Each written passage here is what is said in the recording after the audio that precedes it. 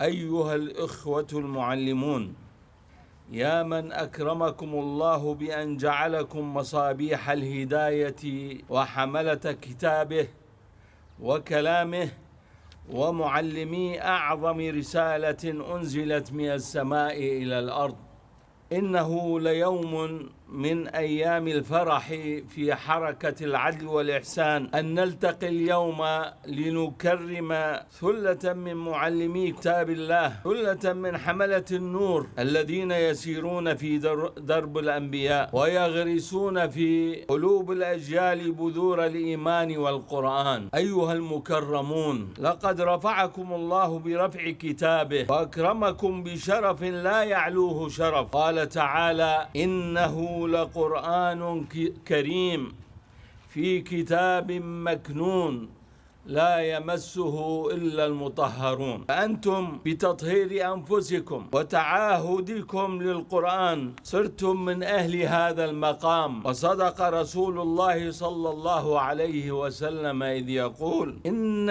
لله أهلين من الناس. قيل: من هم يا رسول الله؟ قال: هم أهل القرآن وخاصته.